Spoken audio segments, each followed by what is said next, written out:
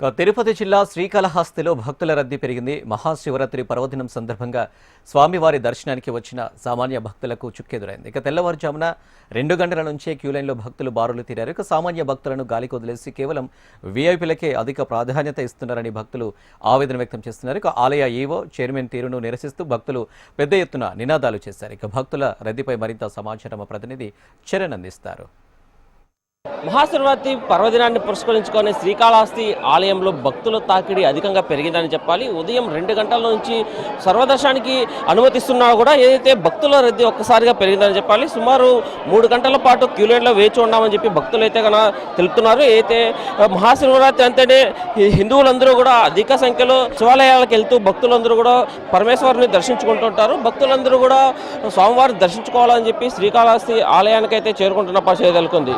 భక్తులు మనం చూడట్లు క్యూలైన్లో వెయిట్ చేస్తున్నారు. అయితే ఉదయం నుంచి కూడా క్యూలైన్లో వెయిట్ చేస్తున్నాము అని చెప్పి భక్తులు అయితే తెలుపుతున్న పరిస్థితి ఉంది. భక్తులకు ఇప్పటికే క్యూలైన్లో ఉన్నటువంటి వారికి ఎలాంటి అసౌకర్యం కలగకుండా అయితే మంచినీరు అన్నప్రసాదాలు అందిస్తున్నామని చెప్పి ఆలయ అధికారులు అయితే తెలుపుతున్న పరిస్థితి నెలకొంది. అందులో భాగంగానే ప్రస్తుతం మనం ఆలయం మహాద్వారం గుండా ఉన్నాము. ఇక్కడ భక్తులందరూ చూడొచ్చు క్యూలైన్లో వెళ్తున్న పరిస్థితి అయితే నెలకొంది. భక్తుల కోసం టీటీడీ అధికారులు అన్ని ఏర్పాట్లు చేశారని చెప్తున్నప్పటికీ కూడా అయితే కొంతమంది భక్తులు అయితే కన్నా అసౌకర్యానికి గురవుతున్నామని చెప్పి భక్తులు అయితే తెలుపుతున్న పరిస్థితి ఎదుర్కొంది.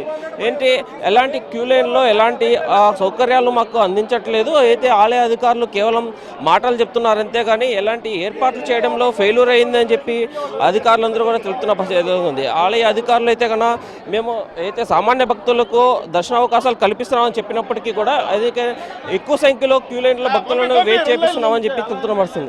సార్ ఎక్కడి నుంచి వచ్చారు సార్? ఎక్కడ ఎలా ఉన్నాయి? తిరుపతి నుంచి వచ్చాము. 5 గంటలకు వచ్చామండి. ఇక్కడ ఏది పోలీసులు వాళ్ళు ఎక్కువ మందిని బయట వాళ్ళు పంపిస్తున్నారే కానీ ఏది పబ్లిక్ వాళ్ళని పంపించడం పబ్లిక్ మేము వదలలేదు. పబ్లిక్ వాళ్ళని పంపించడం లేదు. పబ్లిక్ మేము 500 రూపాయలు టికెట్ తీసుకున్నా వేస్ట్ అయిపోతున్నది. ఏది బయట వాళ్ళని ఎక్కువగా పోలీసు వాళ్ళు ఏది ఎక్కువగా లోపలికి పంపిస్తున్నారు దర్శనానికి. మేము అలాంటి దర్శనానికి వచ్చిన వాళ్ళమే కదా మేము కూడా. అయితే భక్తులు కూడా కొంతమంది అసౌకర్యానికి గురవుతున్నారని చెప్తున్నారు. అయితే స్వామివారి దర్శనానికి మేము అయితే పలు ప్రాంతాల నుంచి వస్తున్నాము. అయితే ఉదయం నుంచి క్యూ లైన్లో ఉన్నప్పటికీ కూడా మాకు ఎలాంటి దర్శన అవకాశాలు కల్పించలేదు. మీరు చెప్పండి ఎక్కడి నుంచి వచ్చావు లైన్కి? ఇప్పుడు ఎంత టైము?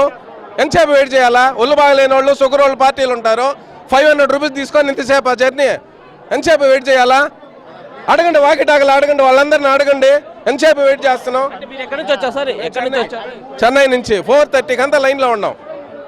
500 రూపీస్ టికెట్ తీసుకొని తిరుపతిలో కాడ ఈ మారి దర్శనం అవ్వదు. ఇంత వరుసగా ఉన్నది.